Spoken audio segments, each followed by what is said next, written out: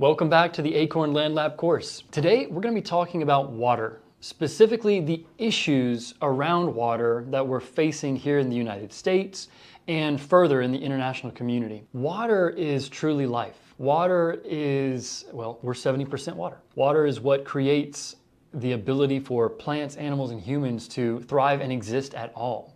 Water is critical for living no matter where you are, but water is far more relevant to your day-to-day activities when you're going off grid or living on a homestead. You become far more aware of how much water you do have or you don't have when you are reliant on capturing your own water reserves. Most of the US is tied to water coming from a municipal source, whereas roughly, I believe it's 15 to 20% of the US is leveraging wells, and I'll dig into that stat later in the video. Point being, many of us just take water for granted. It is a unique point in history where we can actually do that, to not even think twice before turning the tap on. But if you're going off grid, you've got to think more than twice. You've got to think about water all the time. So today we're going to be diving into issues around water scarcity, issues around water purity with pollution, and talking, just kind of teeing things up for how you would begin sourcing water, whether it's through rainwater collection system, well, atmospheric water generator. When you live in an apartment or the suburbs or a townhome, you really don't need water for more than just drinking, washing clothes, your toilet system, and then any yard work, washing the car. You use water for a very narrow band of purposes. When you're on a homestead or an off-grid home, you're using water for so many more purposes, primarily around food production. We could only live for about 3 days without water, where we can live for a few weeks, up to a month without food. We suffer without either, but water is something that we can't go more than a few days without. Before we dig into the pollution aspect of water, let's talk about water scarcity. And because we're presenting here in the United States, we'll begin by talking about the various regions in the US and the water issues that we're looking at based on where you live. So, water issues here in the United States. You can boil this down very, very basically to pollution issues are more prevalent in the eastern part of the US, where water scarcity is the prevailing set of issues in the western part of the US. Here in the eastern United States, there's been so much industrial buildup for the last few centuries. We are more concerned about lead in the water supply, PFAS, forever chemicals in the water supply, other types of pollutants and contaminants. There's more people on the eastern seaboard, there's older infrastructure, and that results in more issues around contamination. So if you're on the eastern half of the US, pollution is the first thing to be thinking about. Water scarcity is not as much of an issue. Now down here in the southeast, there are droughts from time to time, but states like Alabama, Tennessee, Georgia, Florida, by and large, we get plenty of rain, and there are lots of lakes and rivers. Wells are not overly complicated to bore and tap. The aquifers are more stable here on the eastern side. So the supply is not the issue on the eastern side of the US. Pollution is what we have to be looking after more than anything. And there's a lot of pollution that we just can't get around. Certain forever chemicals have been detected in rainwater. So, we filter to the best of our abilities, but there's no perfect silver bullet. On the western side of the US and in the Midwest, scarcity is becoming the issue. The aquifers that we tap and rely on, the High Plains Aquifer, which contains the Ogallala Aquifer, that covers parts of Texas. I believe it runs into New Mexico, Colorado, as far as Kansas. I'll post a link to a map. We have family in Amarillo who talk about the Ogallala Aquifer depleting steadily. In some areas, it's gone down by over 100 feet in terms of water depth. As we've tapped these aquifers, these underground sponges of water in the rock formations, we pull all that water up for agricultural purposes or industrial purposes. That sponge is not being recharged at a sustainable rate. There are thousands of wells in California that are coming up dry in recent years as the aquifer continues to decrease in its height. Water scarcity is the issue out west. There's suburbs of Scottsdale and Phoenix where homes have been built and they recently cut off water access because there's not enough water to supply the various subdivisions. And people are waking up to the very real fact that certain western cities simply don't have enough access to water in the manner that they're using it today. So various cities are working to get rid of lawns, golf courses, go with more native plants, lawns that are comprised of cactus and rocks. That is helping to be able to cut down on unnecessary water use. So out west, conservation of water is a much bigger deal. Here in the east, making sure our water is not polluted is a higher priority. Pollution is an issue everywhere, but especially here in older towns, the Rust Belt, industrial zones, the Great Lakes. Keeping an eye on what's in our water is a foremost concern. In the Midwest, there's plenty of water by and large. Once again, it's pollution, often in the form of nitrate from agricultural fertilizers or manure runoff. Keeping an eye on groundwater quality from wells is the key. So you need to learn about wherever you are, there are various factors that are going to impact your access to water and the cleanliness and purity of your water. There's a phenomenal movie called Dark Waters with Mark Ruffalo covering the PFAS forever chemical pollution problem that occurred from one of the DuPont plants on the East Coast. The small community was having cattle die off, people were getting cancer, the cattle's organs were turning black and their teeth were deteriorating. These terrible health problems were occurring due to pollution in the water. That's not common, it's not happening all over the place, but that's the type of pollution issue to be aware of as we're thinking about sourcing water more directly. Our municipalities have thorough procedures for sourcing water, and by and large the water is in decent shape, but it doesn't hurt for us to become more involved in understanding the threats to our water purity and making sure the water is available. In urban, suburban, and agricultural zones alike, water runoff, when stormwater hits the streets, then heads to the culverts, it washes off all different types of chemicals, pollutants, rubber from tires, and other types of icky substances that get in the water supply. There's a lot we have to be concerned about filtering out of our water, even from rain. So if it's groundwater, you want to be incredibly careful about how you're filtering it and removing impurities. If it's rainwater, there's still going to be impurities like forever chemicals, but the rainwater doesn't collect as much gunk as the water that hits the culverts and comes out of the pipes. So for instance, on the 7-acre piece of property here in Georgia that we're building our micro cabin on, that river is downstream from Atlanta. There are sewage overflows from various cities up in Atlanta, particularly in Decatur. There are all different types of chemicals coming from the roads. You know, there could be petrol, gasoline, weed kill. There's a lot of nasty stuff that flows into rivers, especially downstream from big cities. So drinking out of the river on that off-grid property is not something that we would do.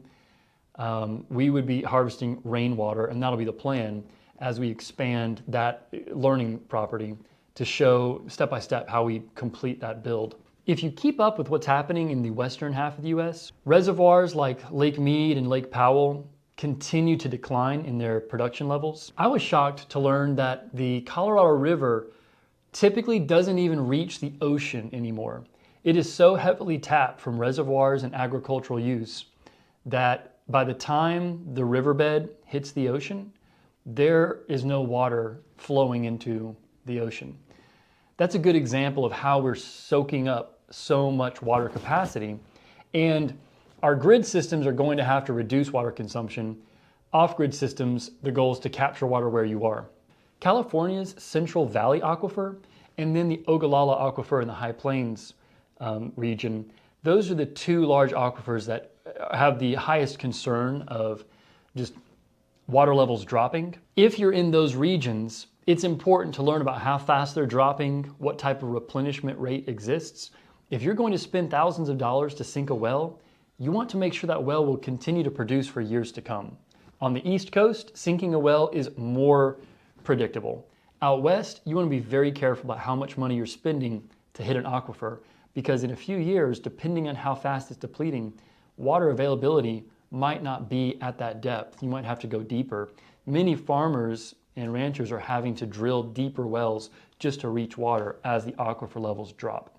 One other point about the water in our river that's adjacent to the off-grid property is you get people flushing all types of pharmaceuticals, household chemicals, cleaners, solvents.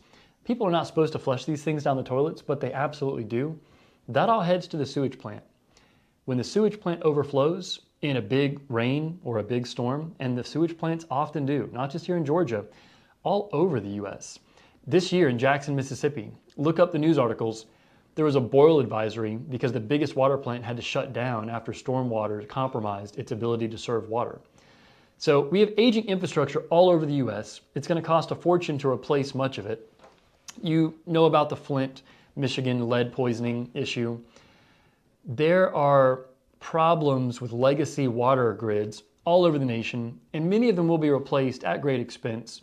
But learning how to source your own clean water is a huge part of building an off-grid environment. The community Rio Verde foothills, just outside of Scottsdale, Arizona, no longer has municipal water because Scottsdale doesn't have the water to spare.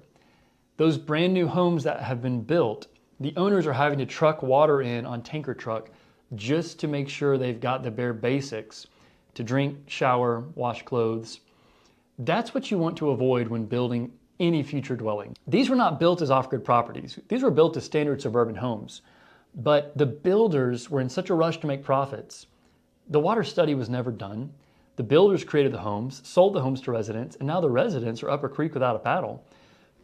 They're up a creek without water, frankly, and are having to truck that in just to continue living.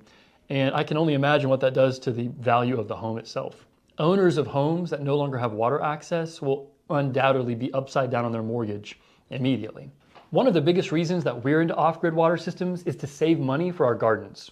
Municipal water can cost hundreds of dollars a month if we're using a ridiculous amount of water for the garden, which here in Georgia we often have to because there's so many weeks where we won't get rain during the summer. One of the other issues with water is the lack of water reuse in our communities here in the States.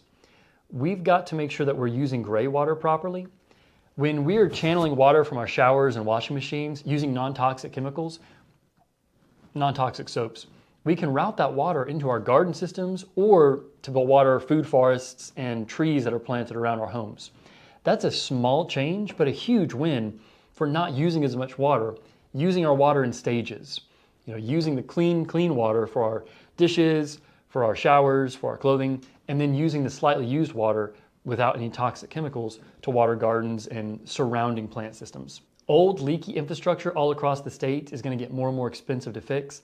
This is just going to ramp up taxes in downtowns, in urban areas, and in some cases, it might make more sense for your lifestyle to build your own water systems if you are moving off-grid, rather than shoulder those higher tax burdens. Looking farther abroad than the US, because the US, despite the issues, the water problems are not massive here yet. Out west, they could be. Internationally, the Middle East and North Africa have the largest issues with water insecurity. There are stories that are popping up more frequently. For instance, 2017, 2018, Cape Town in South Africa came very, very close to turning off the pipes. They were rationing water, but the dams fell to almost 15% capacity as opposed to full. And when that happens, if you go below 14%, I believe it was for Cape Town for their reservoir levels, they would have mud in the pipes. Thankfully, they had rain in time, but we're going to see more and more of these stories where highly populated cities come closer and closer to what they call day zero, where the water supplies simply aren't there to be distributed. So all the more reason to decentralize water production and to spread more folks out as they're pulling in water resources. Globally, over 770 million people lack access to clean water. That's over double the population of the United States. So it is a massive problem and we need more solutions. And it all starts with basic education about leveraging the water where you are, trying to capture it, store it, and build soil to retain water as a sponge. In the coming years, we'll almost undoubtedly see more countries devolve into conflicts around water. Syria and Somalia have been having more and more bloody conflicts, more and more instances of famine and disease because there's not enough water to promote healthy agriculture. When there's not enough healthy agriculture, society starts to break down and you see the issues that we're seeing in those countries. So in summary, the primary issues that we're looking at with water are managing pollution levels, managing scarcity, pollution in the east, scarcity more so in the west, and then ensuring that we've got the right systems to capture water if we're not on grid. In the next few sections, we'll dive more into what those systems look like and how we can implement them for ourselves.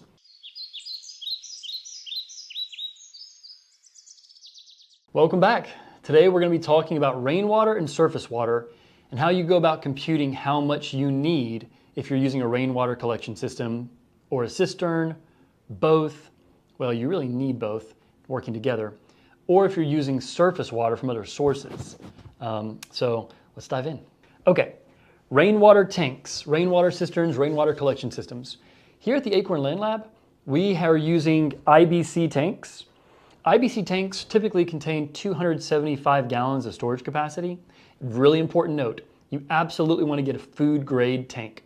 They ship diesel fuel and solvents and other toxic chemicals in IBC tanks. You'd never want to use a tank like that for building your own off-grid water system. Always make sure they're food grade. You want a tank that contains something like corn syrup, soda. I don't know if they ship vinegar in those tanks, but something that's edible and non-toxic. You do not want an old diesel fuel tank. You'll poison yourself. Starting from the top on rainwater tank overviews, now that we've got our warning and disclaimer about food grade tanks. IBC totes are some of the most affordable, easy ways to get going for off-grid rainwater storage.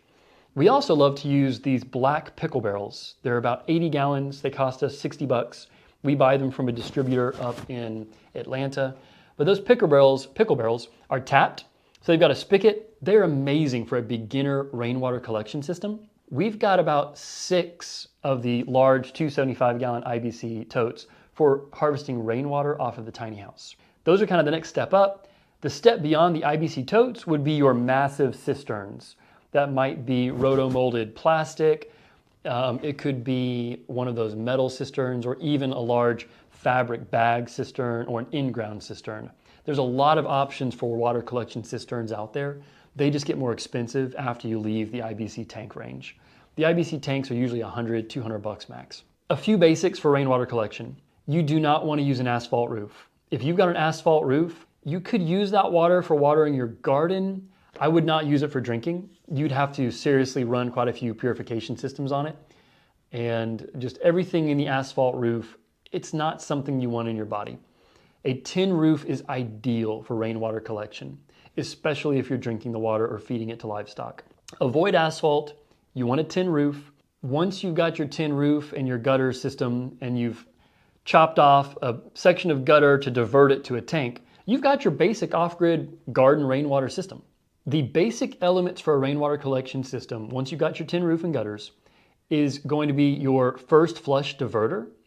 So we'll have a video of us visiting our rainwater collection system to show the first flush diverter, and we'll link to that in the description below. The first flush, just make sure that when rain begins and everything on the roof, it could be bugs, it could be leaves, it could be bird poop, all that flushes first. You don't want that in your rainwater tanks. There can be chemicals, there could be germs and bacteria. So the first flush is basically a pipe where the first few gallons of water go, and then that drains out without hitting your bigger tanks. So a first flush diverter is a key part of a rainwater collection system. Once the water has diverted into the first flush, then it fills up and starts to fill up your tanks, whether they are pickle barrels, whether they are like some kind of rainwater barrel from Home Depot or Lowe's, or a big IBC tank, or a much bigger cistern. That's it, basically. There's not a whole lot to it. It's about as simple as it sounds. It gets more complex when you start purifying the water, but you need the tin roof, the gutter, the downspout, the first flush diverter, and then your actual tanks for filling up the rainwater. Where things get complicated is computing how much water you need. This is different for everybody. Some hardcore off-grid types can get away with 5 to 10 gallons of water per day. Most of us cannot.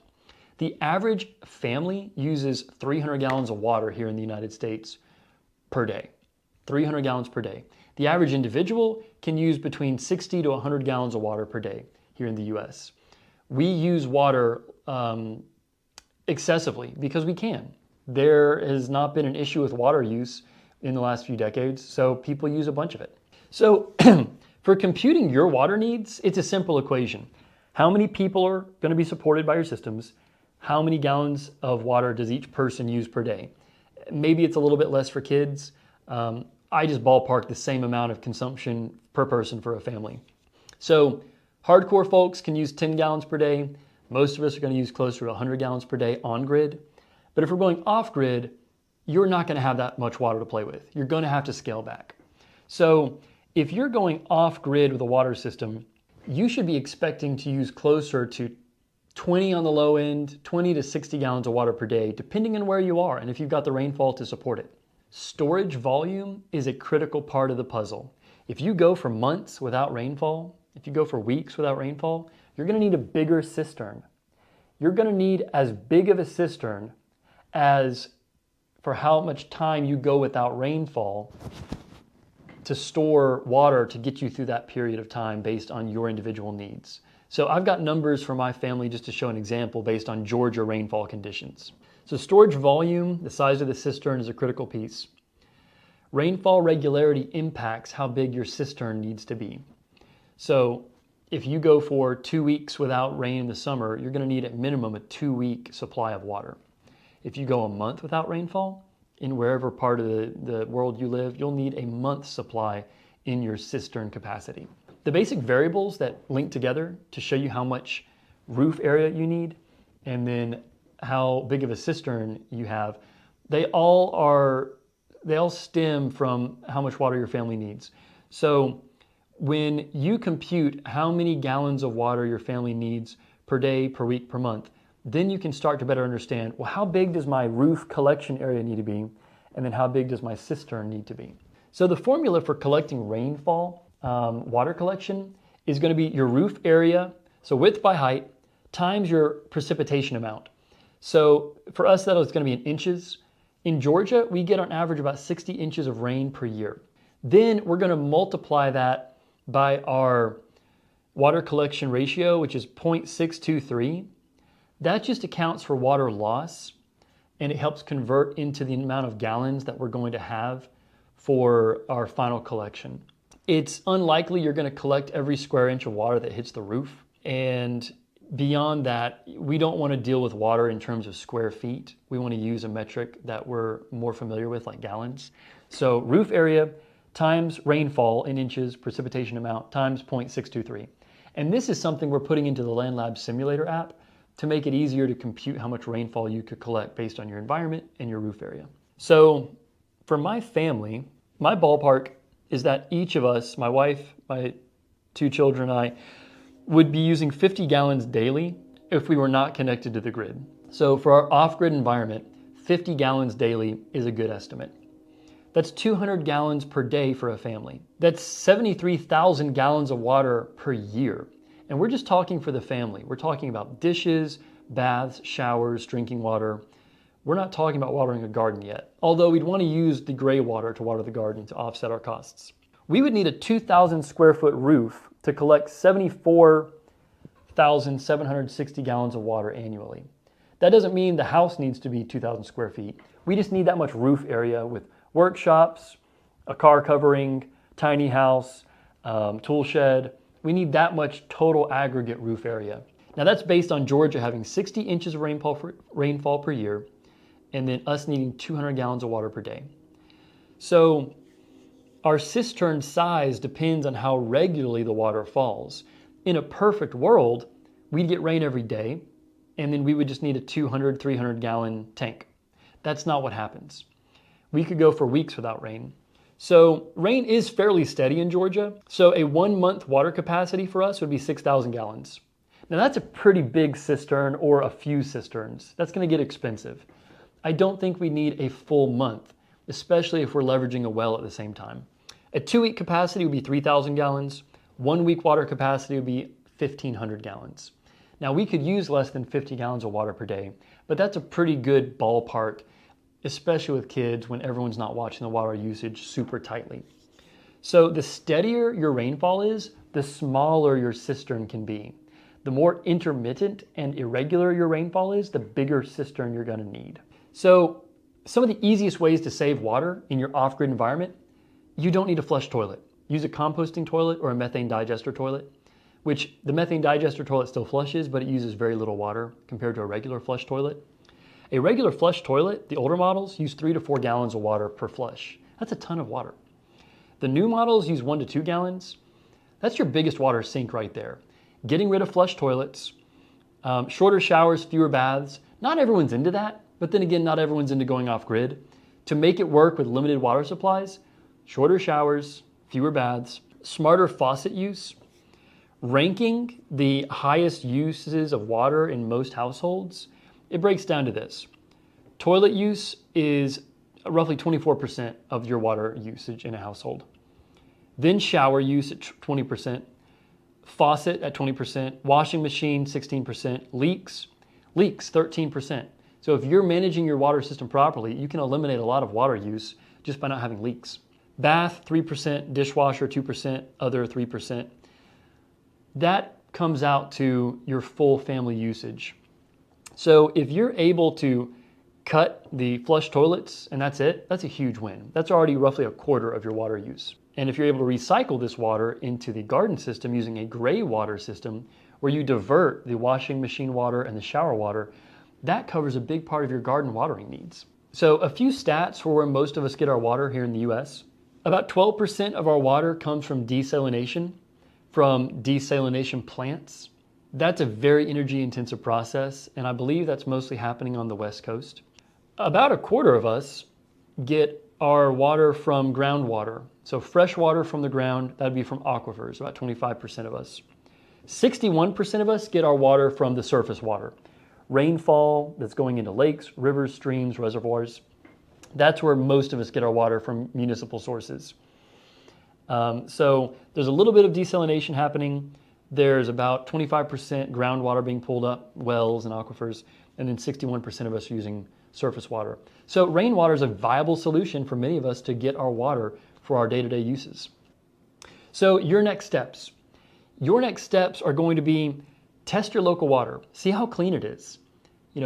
Get a water test purity kit and then see what chemicals are in your tap water as it stands. Chances are you're going to want to filter it.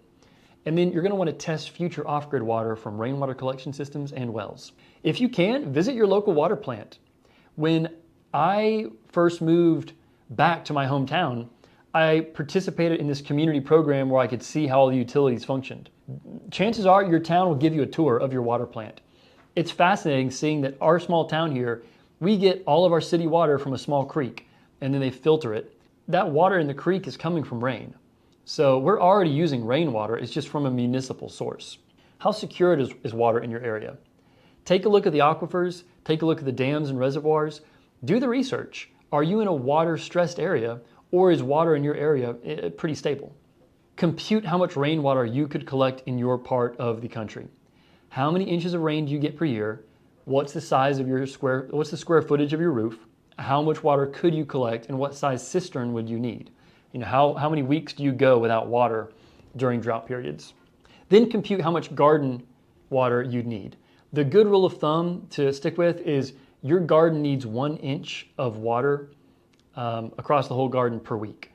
So if you're getting rain frequently, you don't need to have water from the cistern water the garden. But having water capacity in your cisterns or some other type of pond is going to be critical for the garden site.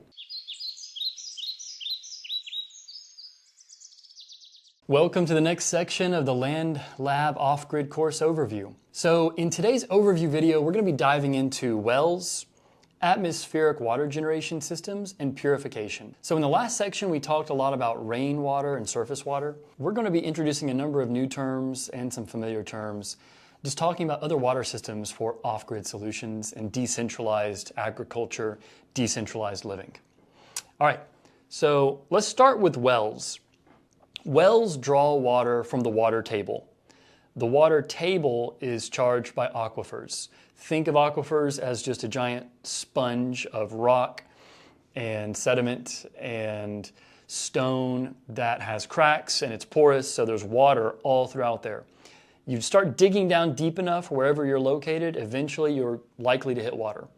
So there are tens of thousands of wells across the US, and we've been digging wells globally for thousands of years. Typically, wells have been hand dug. Up until more recently, we've got other methods of digging wells, such as a drill bore or a percussion system. And then there's a more traditional way of taking a metal pole or pipe or log, raising it up, and then letting it fall. And that type of well is an older method that really only works in very loose soil where the water table is very high and you're not digging a very deep depth. Here in Georgia, that type of pile-driven well probably wouldn't work with our heavy clay and deeper water tables. So a well begins with the water table and the aquifer. So the first question to ask yourself wherever you're located or wherever you're moving to is, am I likely to hit water if I'm digging a well? A well can cost anywhere between $3,000 to $15,000, sometimes a lot more if you're digging where the water table is very, very deep down. Bored wells can't go quite as far as a drilled well. A drilled well can go as deep as about 1,000 feet with specialized gear, perhaps even farther. A well that is hand dug is typically nowhere near that depth. A hand dug well or a well where you're starting with a backhoe is going to have a much wider diameter, and it's typically for shallower water, which is going to have more impurities. The deeper you go into the rock and sediment, the deeper you go into an aquifer, the more pure your water is going to be, as long as you don't hit brackish water.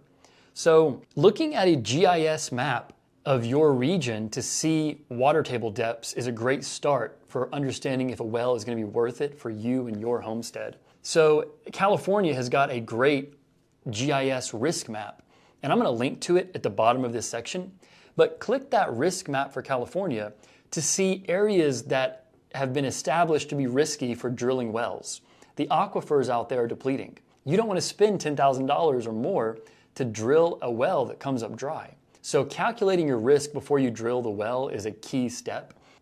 You likely can find other maps of your state or your region with wells and the level of depth you're going to have to drill. Well drilling is often priced per foot. So if you can see how deep you need to drill to hit water, just by talking with neighbors or talking with people in the area that have wells, you can get a pretty good cost idea of what it's going to cost to drill your well.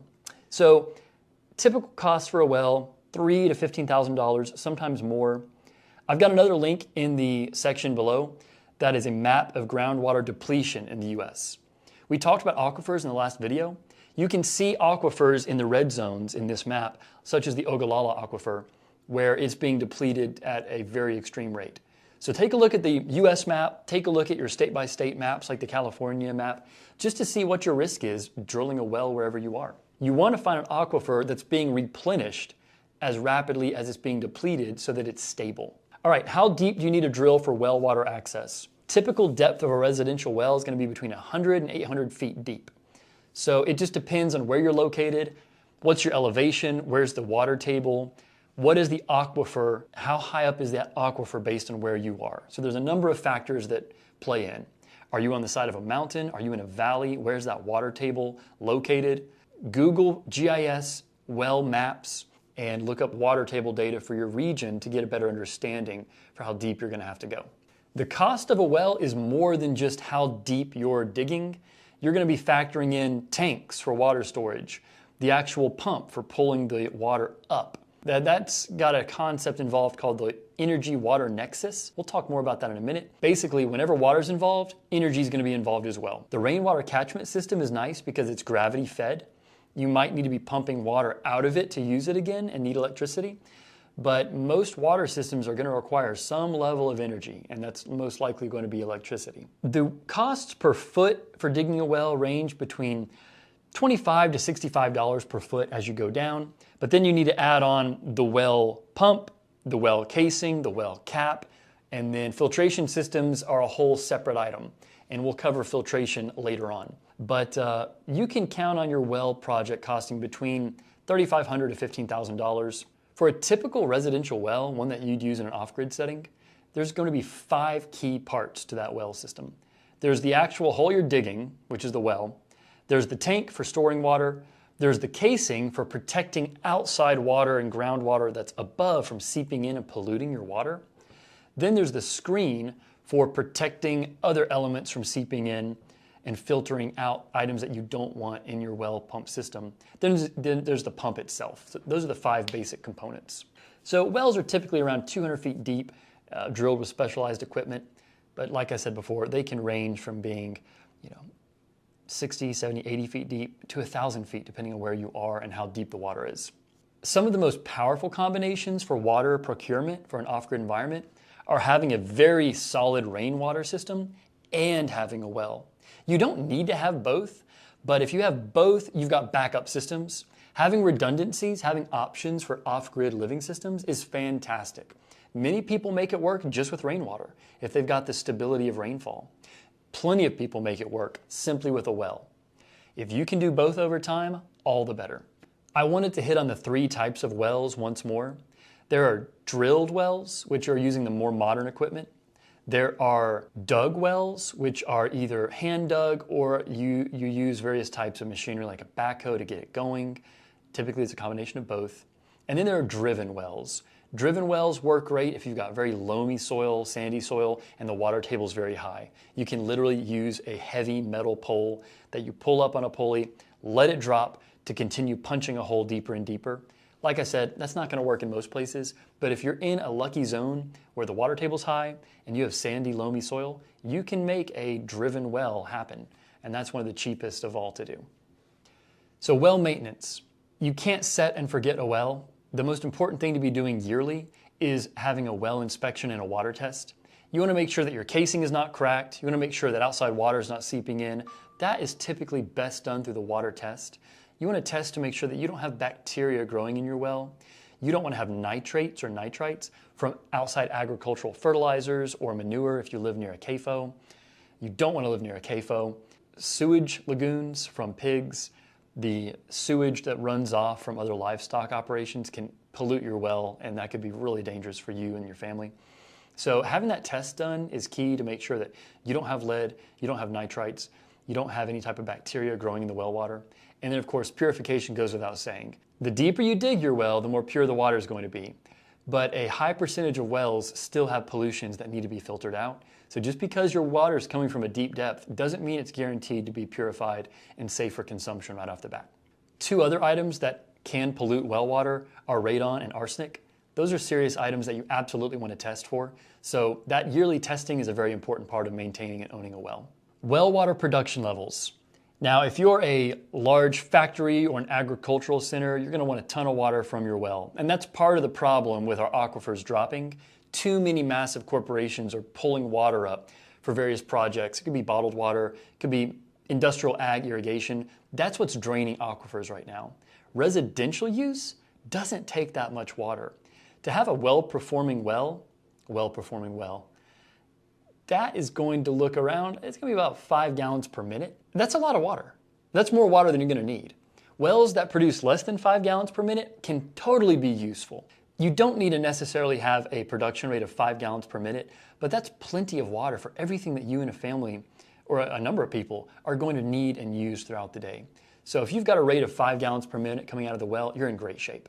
Okay, let's talk about the energy-water nexus. The energy-water nexus is the link that water has with energy whenever we humans need it. The water up in the county water tower, that had to be pumped up there. And that pump was either powered by coal, diesel, solar, or hydroelectric. You've got to have energy to pump water and move it around. Water is very heavy and takes a lot of energy to move. So the water energy nexus or the energy water nexus simply means if you're installing a well, you're going to need a power source. You're going to have some way of pumping that water up. In the olden days, they'd have those hand pumps. That was the energy. Today, we don't want to sit around pumping water like this all day long. So you're going to want to make sure that you've got solar, you've got some type of generator to pump that water so that you can use it when you need it. All right, so we're going to touch on atmospheric water generators. These are not a very mature technology and they're very power hungry. So it's not a staple part of a homestead, but an atmospheric water generator is pretty incredible because it literally takes the humidity out of the air and distills it into drinking water. The acronym for atmospheric water generators is AWGs. You would not use this to water your garden. This is very expensive water because the systems are very expensive. You're going to spend a few $1,000s on an AWG, but it's a great way of sourcing water for drinking. If you're having issues with a reliable well or rainwater system, you can pull water directly out of the atmosphere to distill into drinking water. So source hydro panels are a pretty cool technology that simply use solar power to pull that humidity out of the air, distill it for drinking water. There are other atmospheric water generators that you can plug into 120 volt power and pull quite a bit of water for residential use.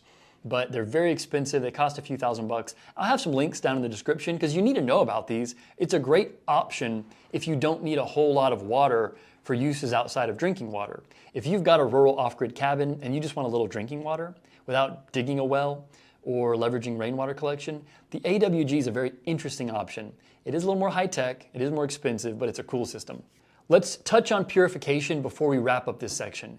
You have to purify the water. You do not want to gamble and just drink this stuff straight. There are too many sources of pollution all over the place, from forever chemicals to lead, arsenic, bird poop on your roof, leaves, bugs. There's a lot of things that can poison your water. A dead animal on the roof. You don't want that.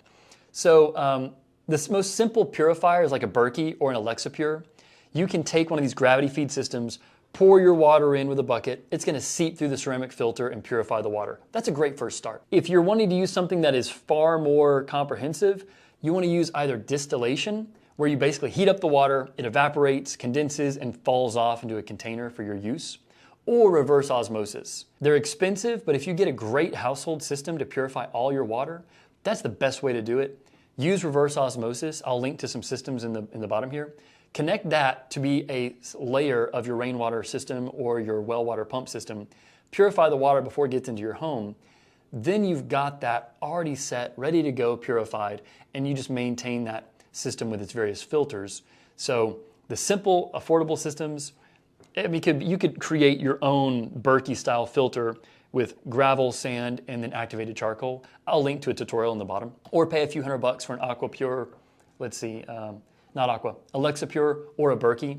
Those are the two competing brands that are just gravity fed. So those work great for just a simple system. You can do it DIY your own, but if you want to live on site and it's not just like a weekend getaway, you want like a reverse osmosis system. So there's a number of ways of purifying. The simplest way of purifying is just boil your water, but you want to save time in the long run, so you'll want to install one of these systems. If you're filtering your water in various stages, the final stage is having a solid just pitcher filter on your countertop. We've got one at home for tap water, and then we use various other filters for off-grid situations and environments. But there's a lot of options. I'll link to more in the section below. But those are the basics for wells, atmospheric water generators, and then water purification. This is an overview, but we're just trying to give you an idea of the basic systems and next steps for installing one.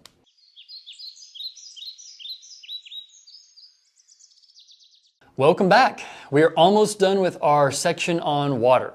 We covered issues with water pollution. We covered rainwater systems and surface water concepts. We covered wells, atmospheric water generators, and purification. So we've got overview concepts for all those.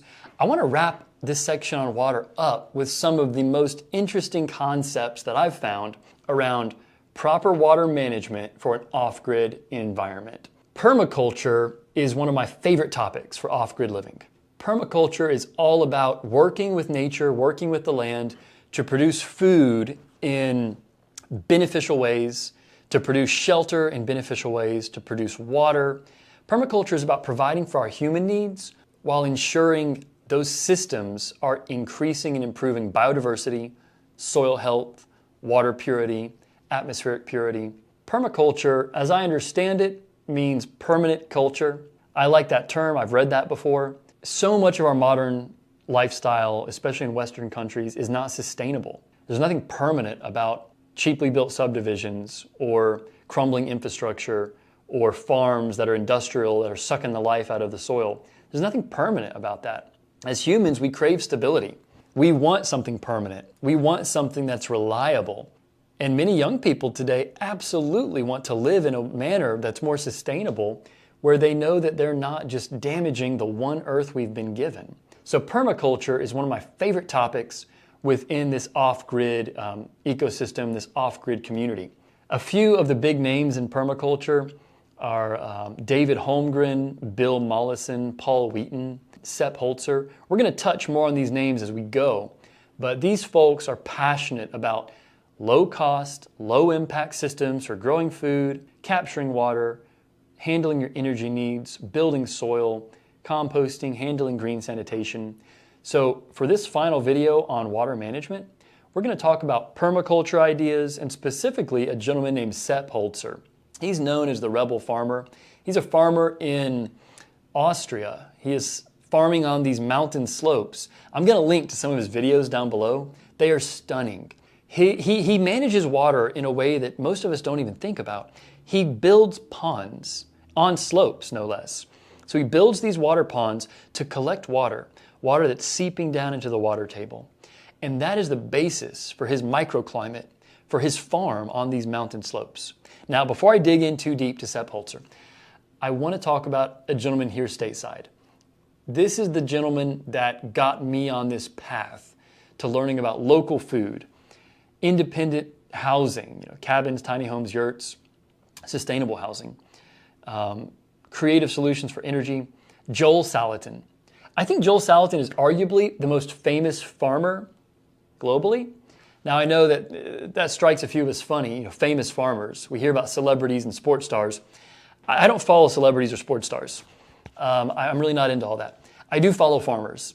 Joel Salatin is one of my favorite farmers, hands down. I love his creative way of thinking about local economies, decentralized systems, healthy food production, earth stewardship. So Joel Salatin, he is a big-time pond builder as well. So he's here in the US, Sepp Holzer is in Austria, over there in Europe. Both of these farmers build ponds very strategically to manage water, to increase the biodiversity on their farms, to increase the water that's percolating down into the water table. And there's so many benefits. There's hundreds, if not thousands of benefits from improving how we manage water.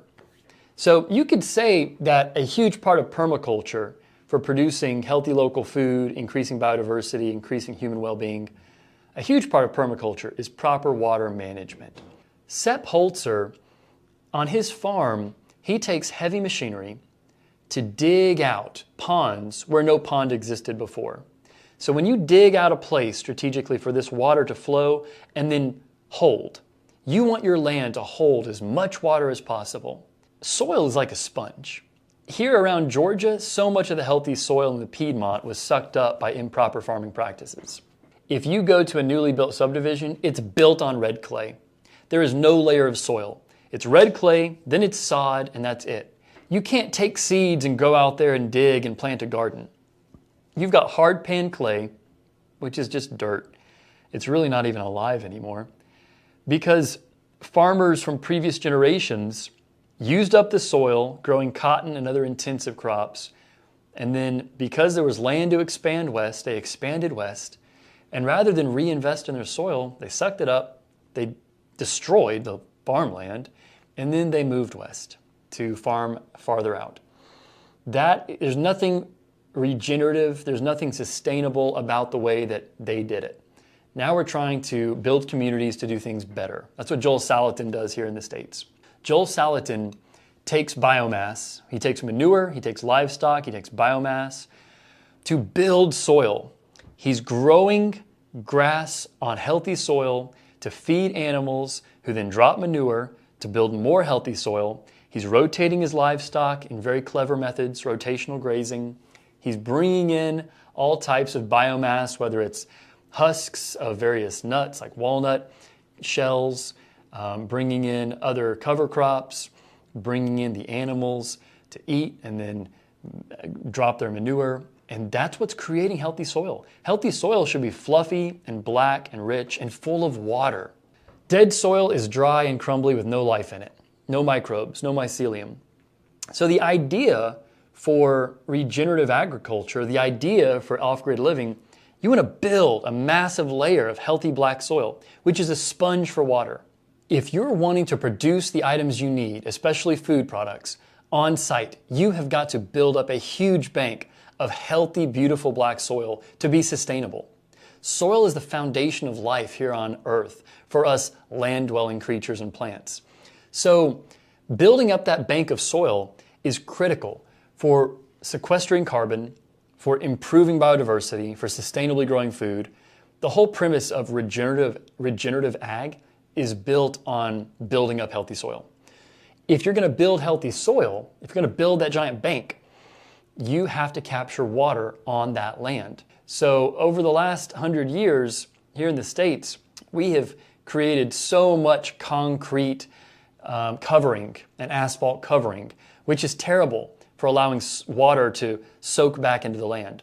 Our roads, our culverts, our canals, our storm drains, our storm pipes, our parking lots. Frankly, that's a nightmare for water getting back in the soil. All that water moves so quickly across the land, then it goes into culverts and pipes, and it's rushing through creeks, and it erodes streams, and then it's heading out to the ocean. You do not want water to go from the sky all the way to the ocean super rapidly. That's what it does today with all of our hard, impervious surfaces. So with all those hard, impervious surfaces, water is moving at lightning speed from the sky, on the land, to the ocean. We want our water to fall down from the sky, to hit the leaves of trees and slow down, then to hit the leaves of bushes and other plants and slow down further, then to hit the grasses and the very low growing vegetation. From there, we want the water to slowly seep into rich soil where it acts as a sponge. If you've got super healthy soil and if you've got ponds across your property, that water is going to slowly work its way down into aquifers, recharging what you're pulling up from your well. That water is going to be there in the soil for your crops to pull from, rather than you having to water your gardens constantly. So if you're building small ponds strategically on your property, whether it's on the hillsides and the mountainsides like Joel Salatin or Sepp Holzer, or just building them in common sense areas where water is going to work its way down into the ponds, you're building more habitat for other wildlife, many types of insects, birds, fish, frogs. You've got your natural aquaponics going on if you've got a pond on site. Joel Salatin advocates for many ponds, many small ponds, especially if you can locate them higher up so they can be gravity fed down to your livestock or your gardens.